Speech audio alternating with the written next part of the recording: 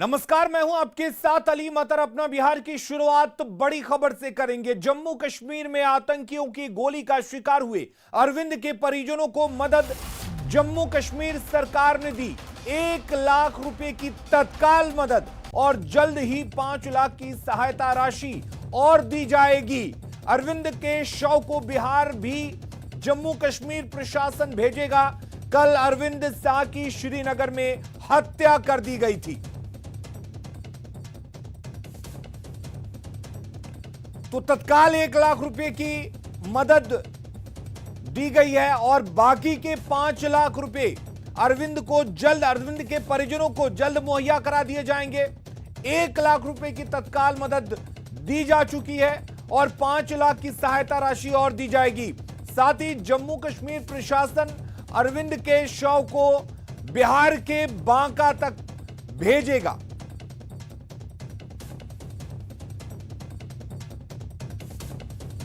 तो आपको बता दें कि कल अरविंद की हत्या कर दी गई थी। श्रीनगर के ईदगाह रोड में अरविंद की गोली मारकर हत्या कर दी गई थी और बुज़दिल आतंकियों ने निहत्थे अरविंद को अपने गोलियों का शिकार बनाया और अरविंद की हत्या कर दी।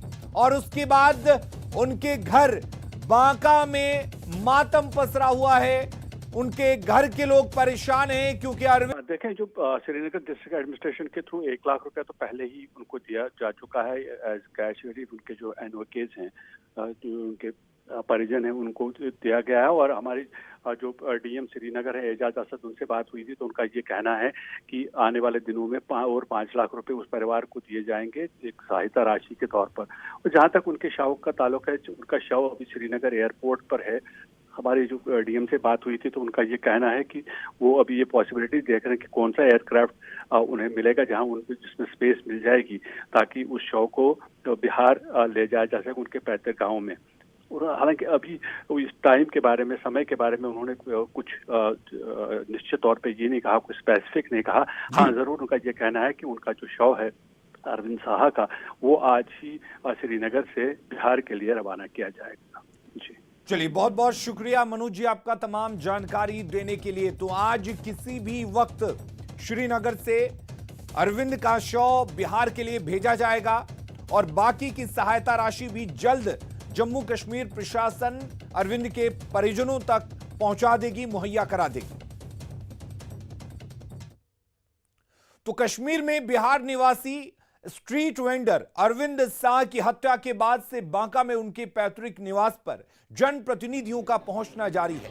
बांका विधायक रामनारायण मंडल भी मृतक के घर पहुंचकर परिजनों को सांत्वना दी। उन्होंने परिजनों को हर संभव मदद का भरोसा दिलाते हुए कहा कि सरकार आतंकवादियों की कायराना कार्रवाई को मुंहतोड़ जवाब देगी और कश्मीर से आतंकवाद का सफाया करेगी। विधायक रामनारायण मंडल से बात की न्यूज 18 संवाददाता नागेंद्र द्विवेदी ने। बांका जिला के बाराहाट के पड़गड़ी में हूं और यहां पे जो अरविंद शाह की रात में हत्या की गई है, उनके घर पर मातम का माहौल है। लोग मातम पुरसी करने आ रहे हैं और साथ में स्थानीय विधायक रामनारायण मंडल जी हैं।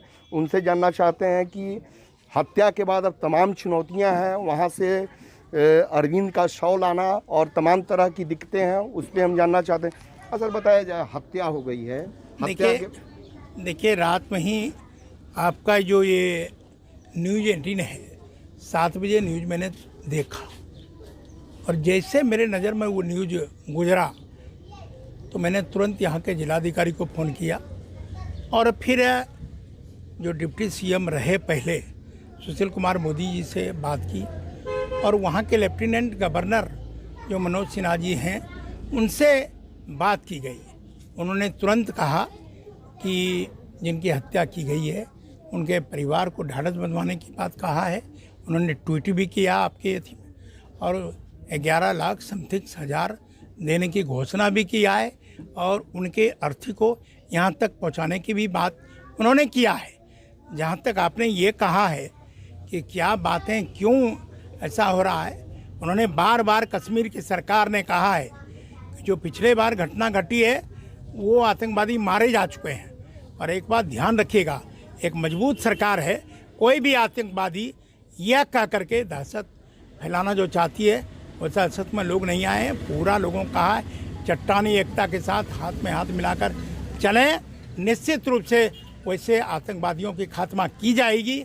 पूरी सरकार मुस्तैदी के साथ काम कर रही है। मांग करना चाहते हैं सर, कोई बच्चा को नौकरी कहीं दे दीजिए, कमाएगा खाएगा, और 50 लाख रुपया हमको दे, बच्चा पुत्रों को खिलाएंगे, कमा नहीं सकते हैं। और अगली खबर भागलपुर से है, जहां कहलगांव थाना क्षेत्र के भल्लू में मोबाइल चोरी के आरोप में एक युवक और उसके पिता की जमकर पिटाई की गई, जिससे युवक की मौत हो गई। हत्या के बाद शव को तालाब में फेंक दिया गया।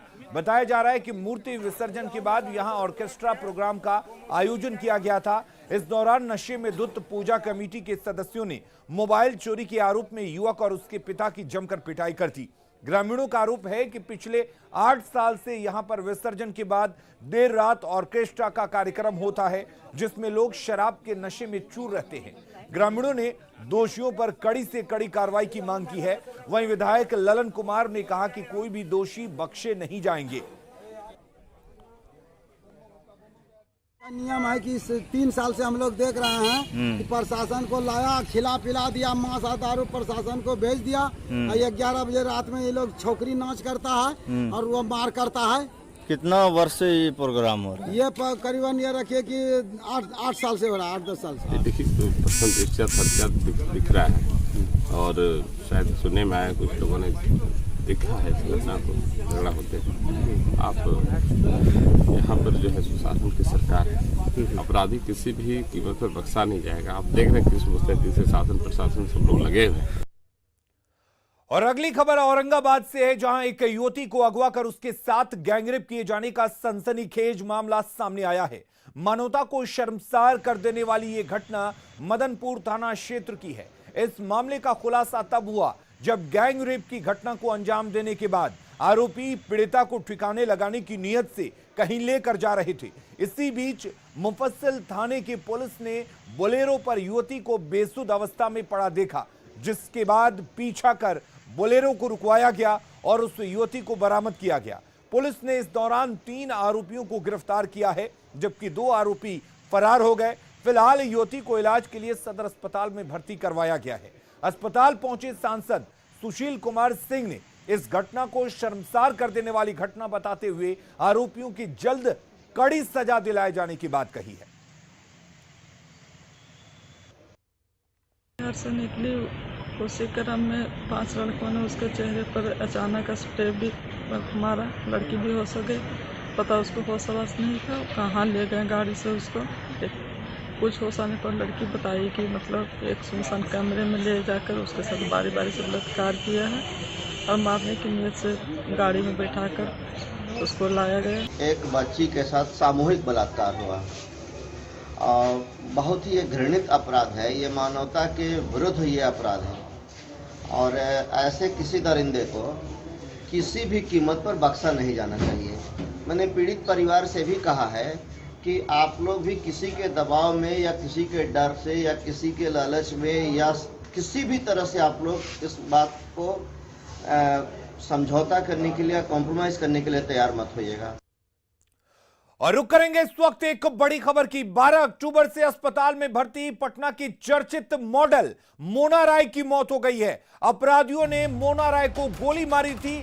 12 अक्टूबर को मोना राय को गोली मारी गई थी। उनके घर के बाहर मोना राय को गोली मार दी गई थी और उसके बाद निजी अस्पताल में मोना का इलाज चल रहा था। बाइक सवार 2 अपराधियों ने मोना राय को उनके घर के बाहर गोली मार दी थी। मोना राय का बयान अभी तक दर्ज नहीं हुआ था और इसी बीच खबर यह आई है कि मोना राय की मौत हो गई है। पिछले 12 अक्टूबर को अपराधियों की गोली का शिकार हुई पटना की चर्चित मॉडल मोना राय की आज इलाज के दौरान मौत हो गई।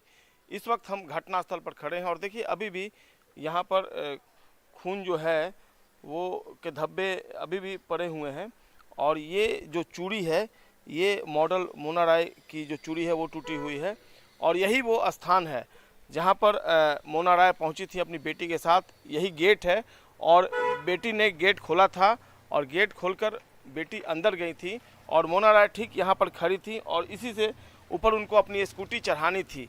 और इसी दौरान 2 की संख्या में आए हेलमेट पहने अपराधियों ने मोना राय के ऊपर गोली चला दी और नाजुक हालत में उन्हें हॉस्पिटल में एडमिट कराया गया था, जहां इलाज के दौरान आखिरकार उनकी मौत हो गई। उनका लीवर डैमेज हो गया था और उनके दोनों पैरों ने काम करना भी बंद कर दिया था। डॉक्टरों ने डे फर्स्ट से ही सिचुएशन को क्रिटिकल बताया था। इस पूरे मामले में पटना पुलिस के हाथ अब तक खाली हैं। पटना पुलिस ने इस पूरे मामले को प्रेम प्रसंग से भी जोड़कर बताया है और कहा है कि प्रेम प्रसंग भी इस मौत की, इस हत्या की एक वजह हो सकती है।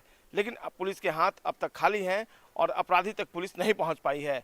हालांकि न्यूज़ 18 ने इस पूरे मामले में मोना राय के परिजनों से बात की थी और उनके हस्बैंड का ये कहना था कि पुलिस अगर सीसीटीवी फुटेज को अच्छे तरीके से खंगाले तो उस बाइक का नंबर आएगा जिसमें अपराधी सवार होकर इसी स्थान पर पहुंचे थे जहां पर मोना राय को गोली मारी गई थी। बहरहाल इस पूरे मामले में पुलिस कई क्लू पर काम कर रही है और देखना होगा कि क्या वाकई में मोना राय की मौत का कारण उनकी मौत के साथ ही दफन हो गया या वाकई में पटना पुलिस इस पूरे मामले का उद्भेदन सही ढंग से कर भी पाती है। संजय कुमार, न्यूज़ 18 पटना। और रुक करेंगे इस वक्त एक और बड़ी खबर की। बड़ी खबर नालंदा से आ रही है, जहां पर 19 एटीएम कार्ड के साथ एक साइबर ठग गिरफ्तार किया गया है। 19 एटीएम कार्ड के साथ एक साइबर ठग की गिरफ्तारी नालंदा से हुई है।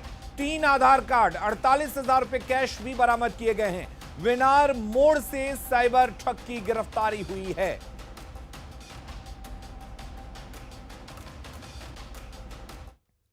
छपरा में अपराधी बेलगाम हो चुके हैं।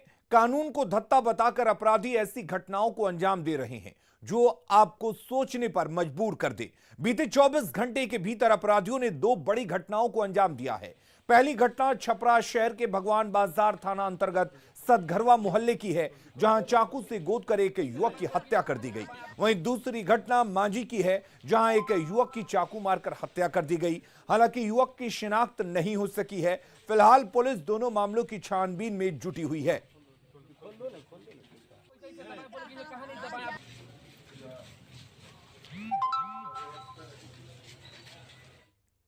और अब बात नवादा की, जहां बंगाल से वन विभाग के साथी पहुंच गए हैं और जल्द ही हाथियों का रेस्क्यू कर लिया जाएगा।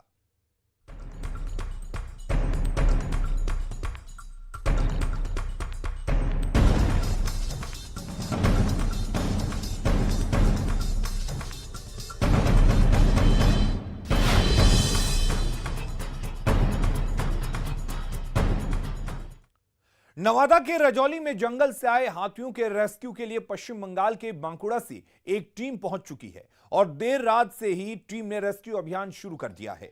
हाथियों का झुंड रजौली के चितरकोली से निकालकर दूध माटी गांव पहुंच गया है, जहां हाथियों ने उत्पात मचाया। घर में रखे अनाज को नष्ट करते हुए हाथियों ने जमकर तोड़फोड़ की। वन विभाग की टीम की एक बाइक को क्षतिग्रस्त कर दिया और पानी टंकी के शेड को भी नुकसान पहुंचाया। कल रात हाथियों का झुंड बौड़ी कला और उसके आसपास के गांव में पहुंच गया था, जहां लोगों ने रथ जगाकर जान माल की सुरक्षा की। डीएफओ की माने तो अब जब बंगाल से साथी पहुंच गए हैं तो उनकी मदद से जल्द ही हाथियों को उनके नेचुरल हैबिटेट में पहुंचा दिया जाएगा। हम लोग अपना जीवन बचाने के लिए चल गए थे पहाड़ तरफ, तो जितना सारा सामान था, चावल था, आटा था, हम लोग को मेला देखल गया था, तो हम लोग को उधर से आए थे तो ढाई थी वो टंकी। कौन था वो सब, तो हम लोग को उधर फिर भाग गए। मेरा बेटी था, पुतो था, बेटा था, सब भाग गए। बाल बुतरू 4 गो था, सब उधर भाग गए। तो कल रात जमकर हाथियों ने उत्पात मचाया और घरों में तोड़फोड़ की है, अनाज नष्ट कर दिया है। तस्वीरें आप देख सकते हैं किस तरीके से हाथियों ने रिहायशी इलाकों में घुसकर जमकर तोड़फोड़ की। और हमारे साथ डीएफओ अवधेश कुमार जुड़े हुए हैं। अवधेश जी, आपसे जानना चाहेंगे कब तक आखिर इन हाथियों को रिहायशी इलाकों से निकालकर जंगल में या उनके नेचुरल हैबिटेट में पहुंचा दिया जाएगा? देखिए, ऐसा है कि ये रिहायशी इलाके में तो गए नहीं है। जहां तक तोड़ फोड़ की जो बात आप कह रहे हैं, तो तोड़ फोड़ वैसा नहीं है। अब हाथी हैं, धान के खेत में जाएंगे तो धान तो खाएंगे, और धान का खेत और रिहायशी इलाका जिसको आप बोल रहे हो वर्चुअली, वो जंगल का ही इलाका है, जंगल से सटा हुआ गांव है। तो वहां पर हैबिटेट इनका तो नेचुरल हैबिटेट जंगल ही है। ऑफ कोर्स बिहार का जंगल नहीं है, ये झारखंड से आए हैं, झारखंड से ट्रेवल करते हुए आ गए हैं और फिर इनको झारखंड ही वापस जाना है। लेकिन अवधेश जी, आप कह रहे हैं कि कुछ ऐसा तोड़फोड़ नहीं किया है। तस्वीरें हमारे सामने हैं जिसमें आपके रेस्क्यू टीम के एक मोटरसाइकिल को क्षतिग्रस्त कर दिया गया, पानी के टंकी के शेड को गिरा दिया गया, तो एक नुकसान तो हुआ है और लोग जगह करने को मजबूर हैं। नहीं, वो एक रात की बात है, जिस दिन वो पहली बार आया था यहाँ, उस रात की बात है। क्योंकि उस समय हम लोग इसको हमारे पास जो इसको भगाने वाली टीम थी वो पहुंची नहीं थी, और दिन में तो हम लोगों ने इस पर नजर रखा, लेकिन रात में जब ये मूव करना शुरू किया वापस झारखंड के लिए, मतलब अपने ओरिजिनल हैबिटेट के लिए, तो उस रास्ते में जो गांव आए उस गांव में इसने एक दो क्षति पहुंचाई है, मैंने मामूली क्षति है। अच्छा अवधेश जी, एग्जैक्ट लोकेशन अभी क्या है, जंगल से कितने दूर है? ये जंगल में बुढ़िया साख में हमारा जंगल है, बुढ़िया साख जंगल में अभी ये दिन के समय कर रहा है, वहां के एक नाला में। चलिए, बहुत बहुत शुक्रिया हमारे साथ जुड़ने के लिए और तमाम बातचीत करने के लिए। और अपना बिहार के इस बुलेटिन में फिलहाल के लिए इतना ही, लेकिन खबरें लगातार जारी रहेंगी। आप बने रहिए न्यूज़ 18 बिहार झारखंड के साथ।